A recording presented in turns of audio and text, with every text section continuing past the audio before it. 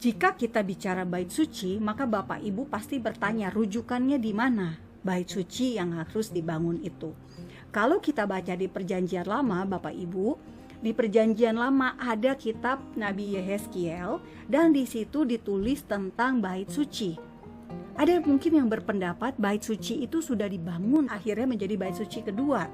Tetapi yang ditulis oleh Nabi Yehezkiel, bait sucinya ukurannya itu berbeda dengan bait suci kedua, sehingga asumsinya maka akan ada bait suci yang versi yang dikatakan Nabi Yehezkiel. Nah, versi Nabi Yehezkiel kita bisa lihat itu ada ukuran-ukurannya. Bapak Ibu bisa baca di kitab Yehezkiel. Ada pula yang disampaikan oleh Nabi Yehezkiel tentang adanya air yang mengalir dari bait suci ini. Nah, artinya Bapak Ibu, waktu zaman Yesus bait suci yang dibangun oleh Ezra, oleh Nehemia atas perintah Raja Kores, ketika mereka boleh pulang ke Yerusalem. Nah, mereka itu tidak punya bait suci yang ada air yang keluar mengalir dari bait suci. Bapak Ibu bisa baca di Yehezkiel 47. Kalau Bapak Ibu lihat air yang keluar dari bait suci ini di sini nih. Nah, sementara ini yang Bapak Ibu lihat adalah bilik-bilik untuk para imam tinggal. Ini bilik-bilik ya. Ukurannya kecil saja, hanya 259 meter kurang lebih. Jadi ini gambaran tentang bait suci versi Yehezkiel. Kapan ada bait suci versi Yehezkiel ini? Kalau menurut spekulasi Alkitabiah Fakta Israel, itu baru akan ada di zaman Mesianik, di zaman kerajaan 1000 tahun yang dipimpin oleh Mesias sendiri. Nah, kalau ini gambar yang Bapak Ibu lihat adalah bait suci versi LSM Yahudi yang ada di Israel. Di atas bukit bait suci, kalau bisa berdiri sebuah bangunan bait suci, maka bentuknya seperti ini. Inilah yang mungkin dibangun, inilah yang mungkin dilakukan oleh orang Yahudi, salah satu kemungkinan bentuk bait sucinya. Tetapi pertanyaan yang timbul dari saya, Bapak Ibu, ketika Yesus berkata, perhatikan, ada pembinasa keji berdiri di tempat kudus, saya penasaran tempat kudus yang mana yang dimaksud oleh Tuhan Yesus. Apakah bait suci atau apakah Yerusalem? Artinya apakah ketika Yerusalem dikuasai, misalnya ya, dikuasai oleh orang Yahudi kah, atau orang Arab Israel, atau bahkan oleh penjajah, nah yang berhasil menguasai Yerusalem kembali, nah itulah yang dimaksud oleh Tuhan Yesus sebagai pembinasa keji. Jadi tidak perlu ada bangunan bait sucinya, tetapi sudah ada si pembinasa keji. Atau jangan-jangan memang perlu bait suci, bangunannya, baru kemudian si pembinasa keji ini berdiri. Nah, yang berikutnya Bapak Ibu, kalau demikian harus ada bait suci, di mana lokasi bait suci ketiga itu? Ada 3 kemungkinan. 1, di dekat mata air Gihon, di kota Daud jadinya. Bukan di bukit bait suci yang sekarang, tetapi lebih dekat ke kota Daud. Nah, ini dia kota Daud.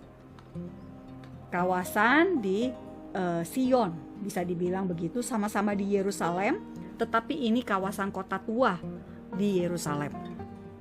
Tempat yang kedua bisa di bukit bait suci sendiri.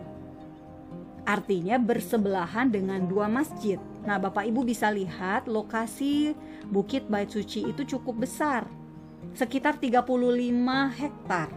Jadi masih ada ruang untuk membangun bait suci kembali.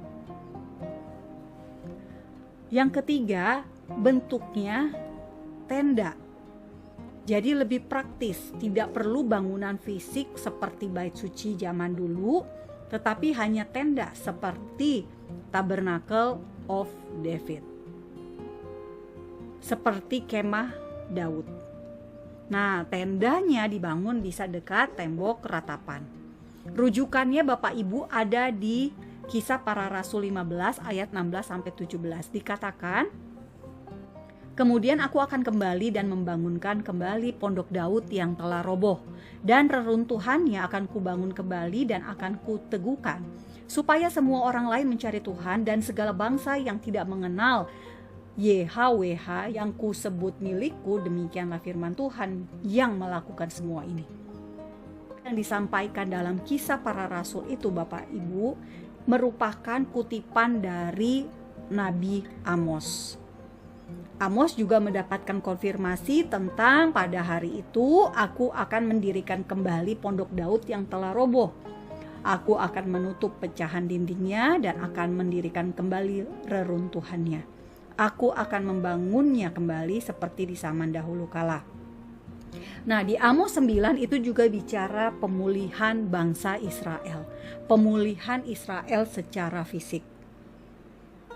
Jadi apakah lokasi bait suci ketika itu tidak akan makan tempat gitu ya, karena bentuknya hanya tabernakel?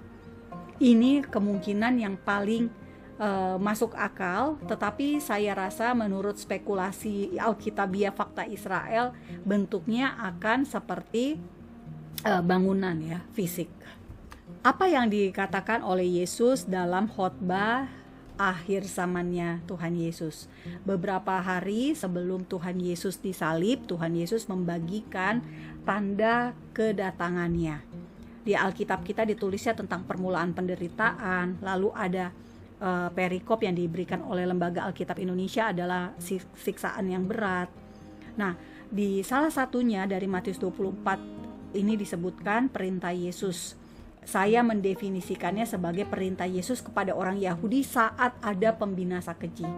Ketika sudah terlihat si pembinasa keji berdiri di tempat kudus, maka orang Yahudi, orang-orang di Yudea harus melarikan diri ke pegunungan. Orang-orang itu karena melarikan diri tidak perlu ambil barang dari rumah, hanya dengan baju yang ada di badan. Gak perlu pulang ambil pakaian lagi Bapak Ibu, karena saking bahayanya, darurat. Ibu hamil dan menyusui akan kesulitan. Tuhan Yesus mengatakan, berdoa agar jangan musim dingin. Artinya apa Bapak Ibu? Ini pernyataan bahwa akan terjadi kalau bisa ya Tuhan, jangan dong di musim ketika salju turun. Nah, beberapa tahun terakhir ini salju turun loh di Yerusalem. Salju turun di Israel. Biasanya salju hanya ada di Bukit Hermon. Nah, ini udah mulai tanda-tanda tergenapi gitu ya, satu persatu. Dan rujukan paling penting, berdoa agar jangan hari Sabat. Nah, jadi betul-betul ini firman yang ditujukan secara khusus untuk orang Yahudi.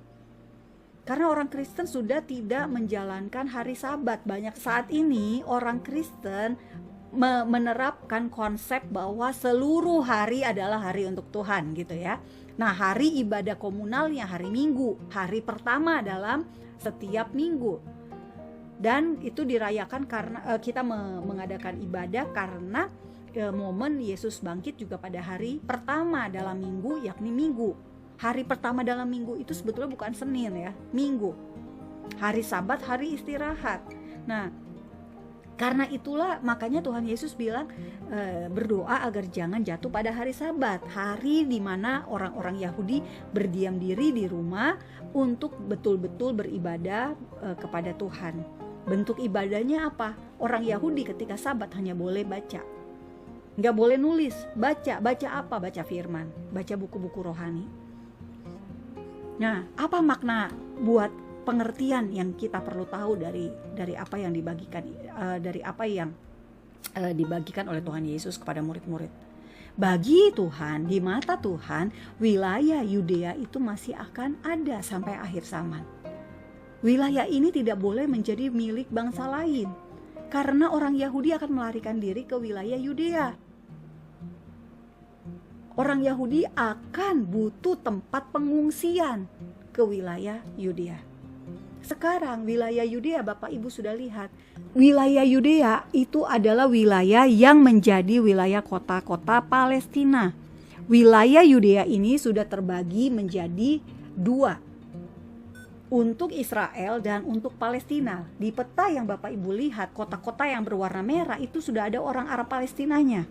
Sudah bukan wilayah milik Israel. Bethlehem, kota kelahiran Yesus, kota kelahiran Raja Daud, Raja Israel, itu sudah diberikan kepada Palestina. Hebron terbagi dua, padahal di situ ada makam bapak-bapak Israel, Abraham, Ishak, Yakub. Yeriko sudah dikasih kepada Palestina demi perdamaian, padahal Yeriko kota pertama yang direbut bangsa Israel ketika masuk ke tanah perjanjian. Nablus, sekarang namanya Nablus, di Alkitab Bapak Ibu namanya Sikem. Tulang-tulang Yusuf yang sudah dibalsem dibawa oleh orang Israel ketika eksodus dari Mesir untuk dimakamkan di tanah warisan suku buat Efraim, buat Yusuf. Tetapi orang Yahudi sekarang kalau mau berziarah ke makam Yusuf, resikonya bisa kena teror. Beberapa kali sudah terjadi. Dan Bapak Ibu bisa nonton semua apa yang ada kejadian-kejadian update di Israel itu di YouTube Fakta Israel. Sebelum Rosh Hashanah, pada forum di Majelis Umum PBB, Perdana Menteri Israel Yair Lapid pada forum PBB menyatakan setuju solusi dua negara dengan syarat harus Palestina yang damai. Bapak Ibu, ini nggak mungkin ada Palestina yang damai.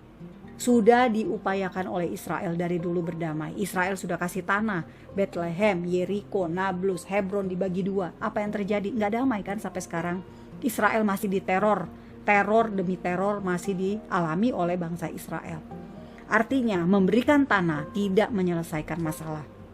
Israel sudah keluar dari Gaza tahun 2005. Justru sekarang Gaza menjadi sarang basis teroris karena dikuasai oleh Hamas.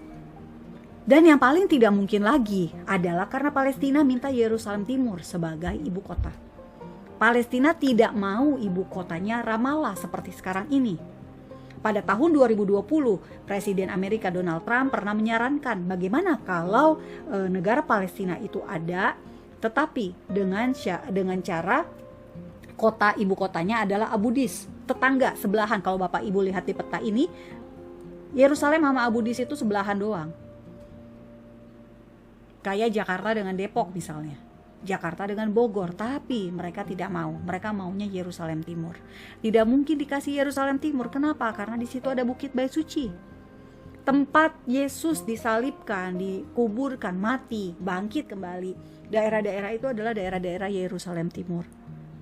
Nah, Bapak Ibu, jadi ketika Perdana Menteri Israel Yair Lapid mengatakan setuju solusi dua negara, artinya Israel bersedia membahas tentang perbatasan. Israel sudah siap sedia untuk berbagi lahan lagi, berbagi tanah perjanjian, sesuatu yang tidak boleh seharusnya. Saat ini negara-negara dunia sudah mengakui keberadaan eksistensi Palestina sebagai negara. Makanya ada presiden, ada kedubes Palestina di Jakarta. 193 negara di dunia sudah mengakui Palestina. Israel belum mengakui. Kenapa? Karena perbatasannya belum jelas. Karena apa ya? Karena Palestina maunya Yerusalem Timur sebagai ibu kota. Dan lagi-lagi di tepi barat itu ada orang Yahudi. Orang-orang Yahudi ini mau dikemanain? Gitu. Nah, sementara Tuhan Yesus sendiri bilang mereka harus kabur ke wilayah Yudea kalau ada pembinasa keji. Nyambungnya ke situ Bapak Ibu. Jadi keputusan politik apapun yang diambil oleh pemerintah Israel hari ini berdampak langsung dengan apa yang akan terjadi di masa depan. Tuhan Yesus sudah berkata, mereka ini siapa? Orang-orang yang akan menjajah Israel, orang-orang yang akan menginjak kota suci 42 bulan lamanya.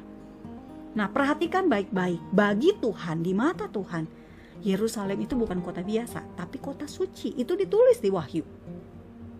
Nah, jadi betul-betul serius sekali ketika akan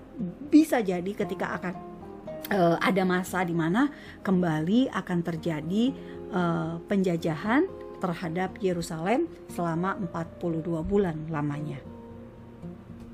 Nah, lalu Bapak Ibu mungkin bertanya, kalau begitu, apakah bait suci ketiga ini positif atau negatif? Jawabannya Bapak Ibu kita lihat dari Alkitab.